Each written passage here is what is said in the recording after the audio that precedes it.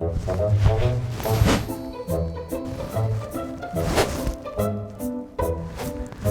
I texted you last night. I'm wearing tan. Now I gotta go change.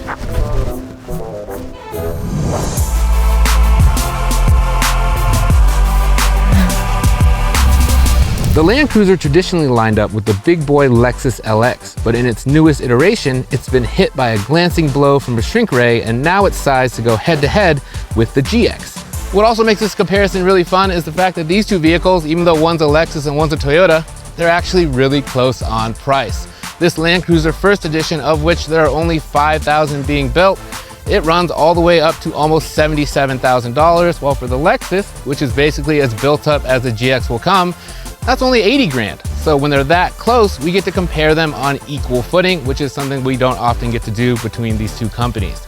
Today, we're going to put these vehicles through 4 off-road tests that should highlight the differences between them: the Ziggurat, a hill climb, the pipes, and finally, a high-speed run through a sandy wash. We'll kick things off here at the Ziggurat, which provides a great way to demonstrate the suspension flexibility for these vehicles and gives us an opportunity to discuss a key mechanical difference between them.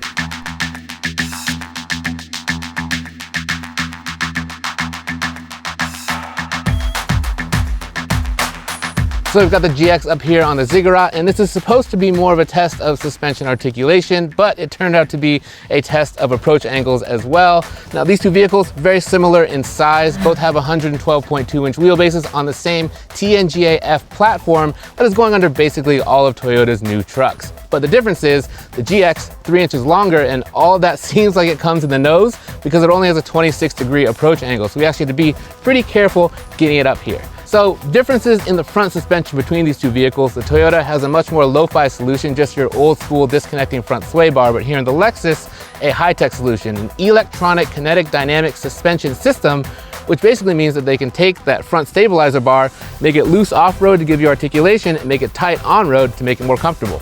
So as you can see, the GX got up about 2 steps and then a little bit more before that rear tire came up. So now it's time to get the Toyota up and see if it can beat it.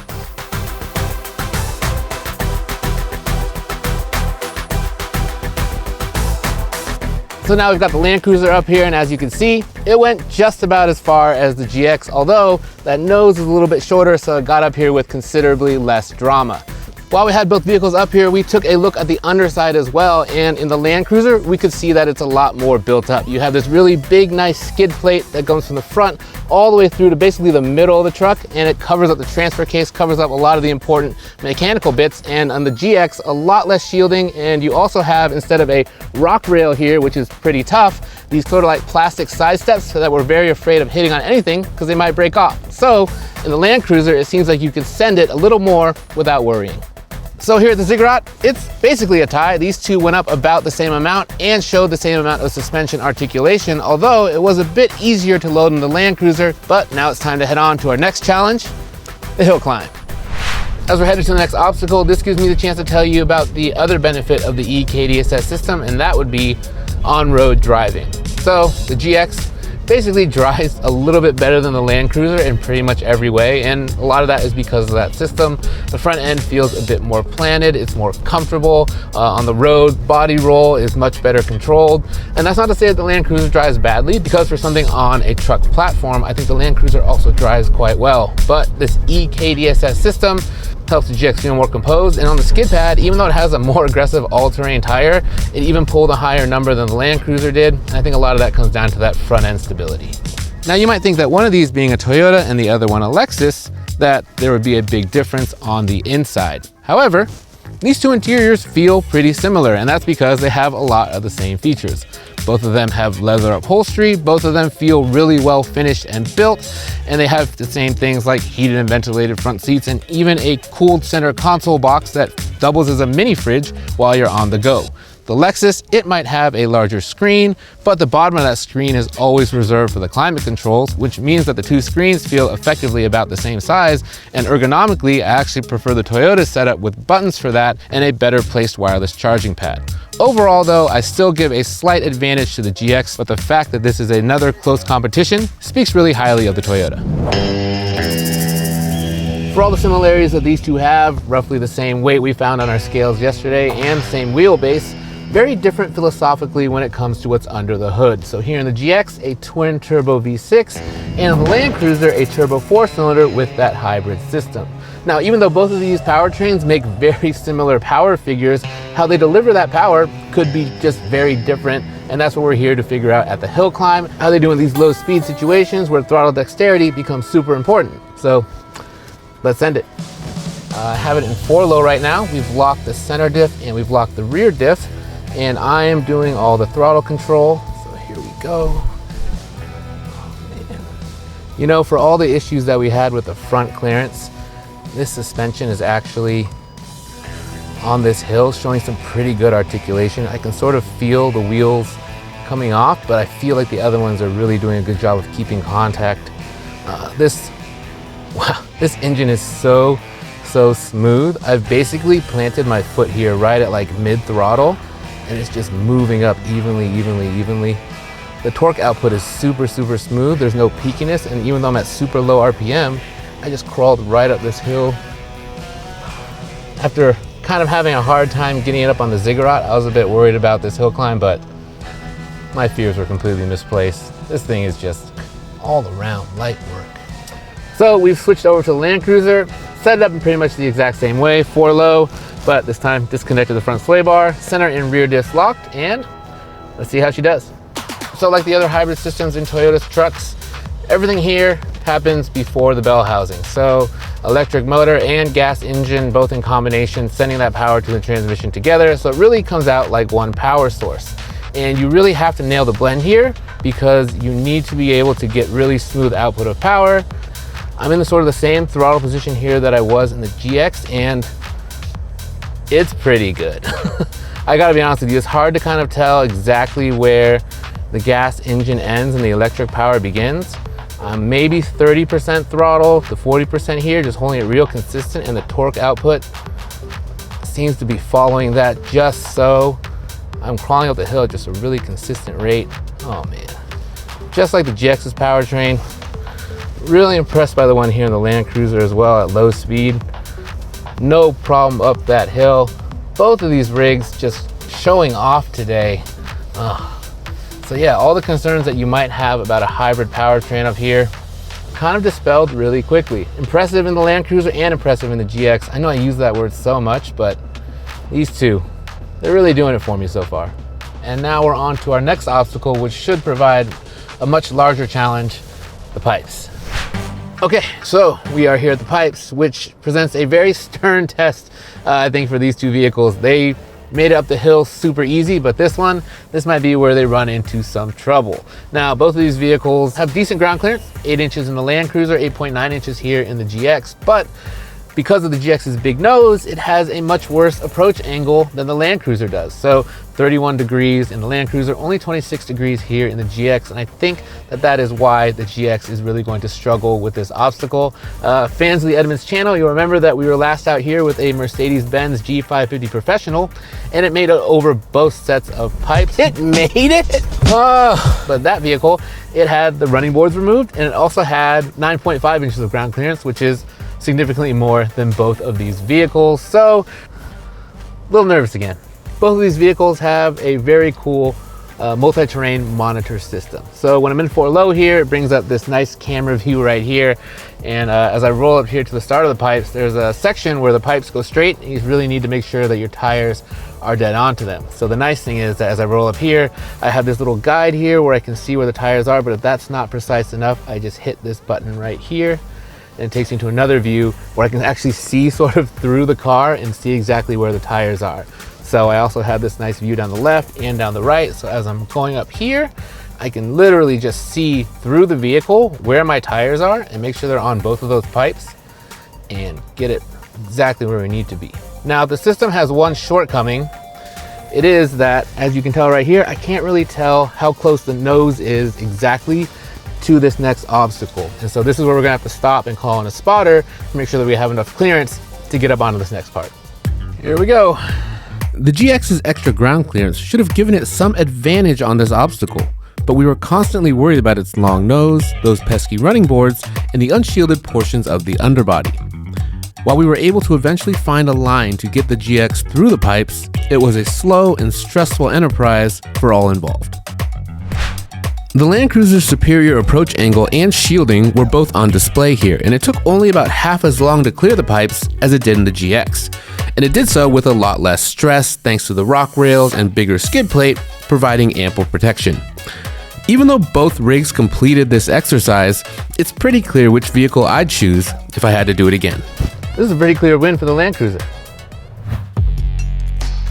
Here on these off-road shoots, we got to bring a lot of gear and we got to take it from location to location as we're moving around. And that helped us to notice that here in the GX, it's got a pretty high loading height.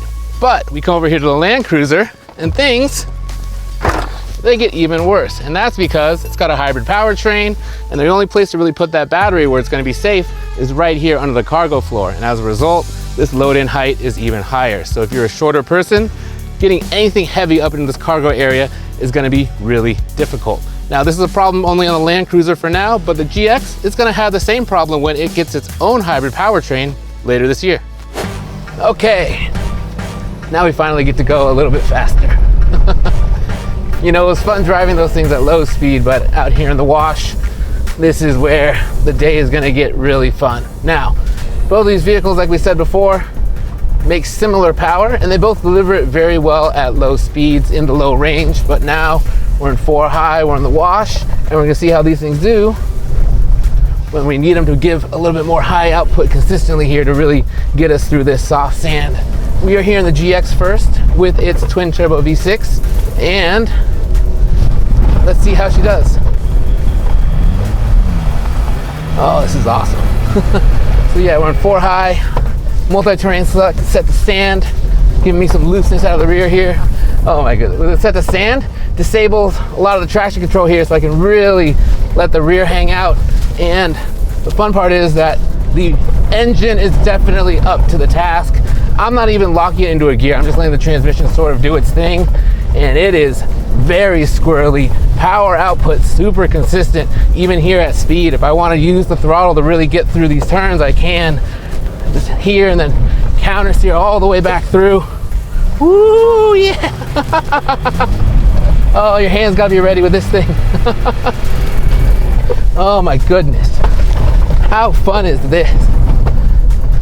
This sand wash is fairly well driven on, so there's some pretty deep ruts, and it just doesn't really seem to matter at all because this thing just basically powers right through everything.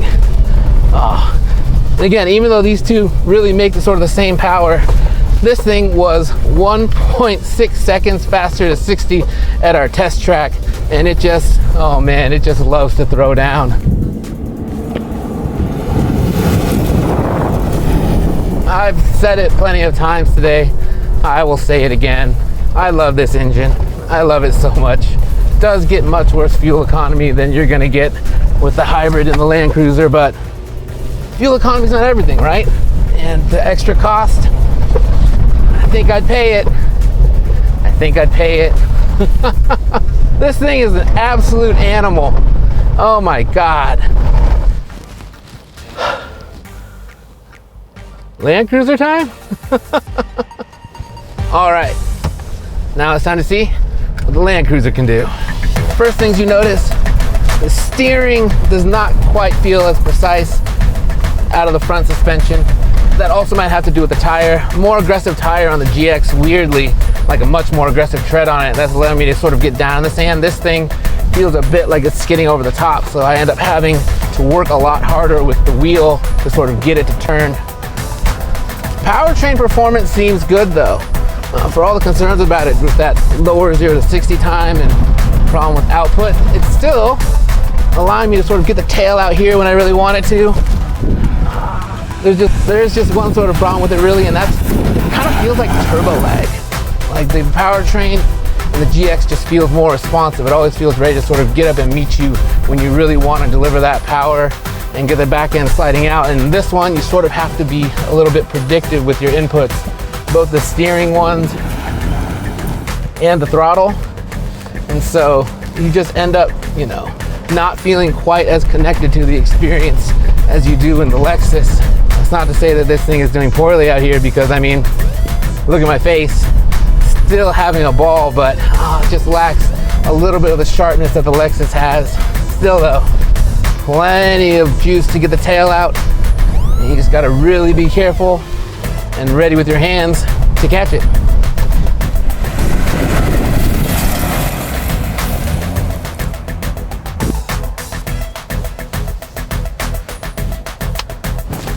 This is not a real job, is it?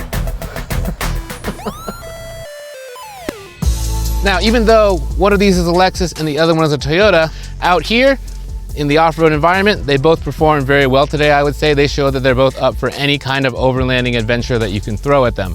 I much prefer the GX on the wash, where I think its powertrain delivery really shone, but on the pipes, the Land Cruiser showed that its superior approach angles might give it better dexterity in tight spaces where clearance is really important.